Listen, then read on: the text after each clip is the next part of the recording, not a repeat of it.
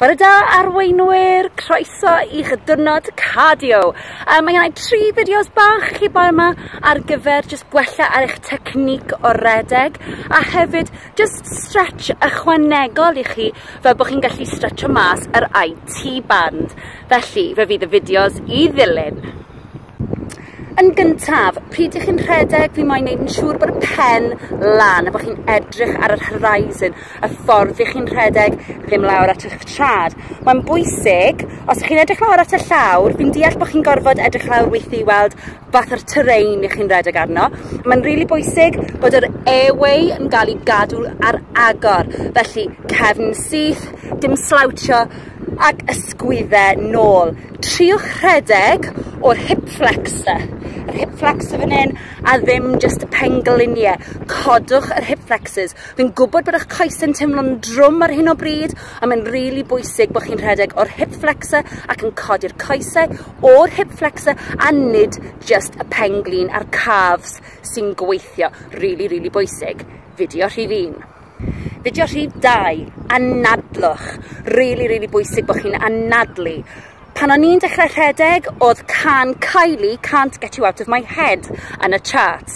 Ac felly, o'n i'n gwrando ar hwnna, a hefyd oedd yn ymhenni hefyd, achos mae fe'n rili dda o ran pace. So, la la la, la la la la la, rhedeg, rhedeg, rhedeg, rhedeg, rhedeg, rhedeg. So, just bod ti'n cael bach o rhythm yn y pen o ran pace. Gallwch chi arafu, gallwch chi gynyddu, ond just gna'n siw bod chi'n anadlu. So 1, 2, 3, in, out, 2, 3. So chi'n gallu gweld beth sydd 'da fi. So just creu rhythm ar gyfer yn anadlu. Mae rhaid rheoli'r anadlu. Rili bwysig. Fideo rhif 2. Fideo rhif 3. Hyd yn oed, rhif 3. Dwi eisiau rhoi stretch ychwanegol i chi. Mae'r iliotibial band, yr IT band, it is the runner's nightmare. Mae'n rhedeg o waelod y cefn, lawr y glwt, tu fas i'r thai, lawr y thai, ac o dan y penglin.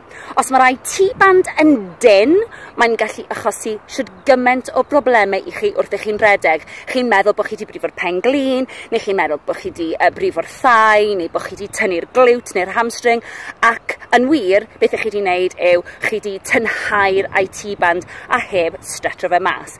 Felly, dwi am ddangos i chi sut i wneud hyn.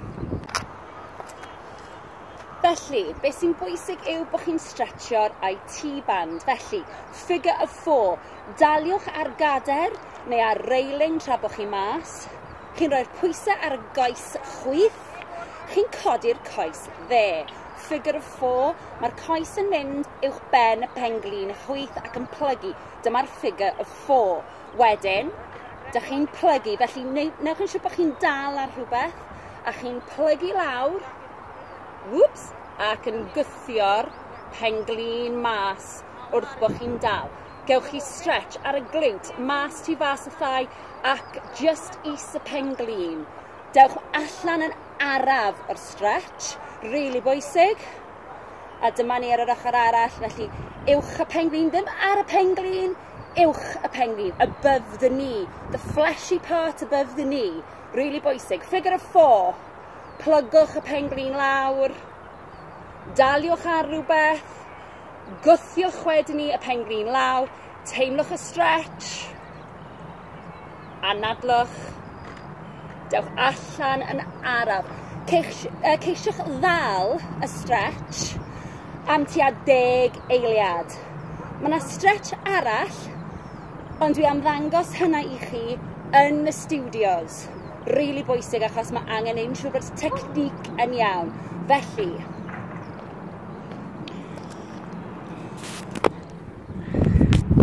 dyna ni. Gobeithio bod chi yn cael bach o stretch. Unrhyw gwestiynau, chi'n gwybod lle dwi, ewch amdani. Gnewch yn siŵr bod technic yn iawn, anadlwch, pen lan, sgwyddau nôl, rhedwch o'r hip flexor a'r pengliniau. Quick recap.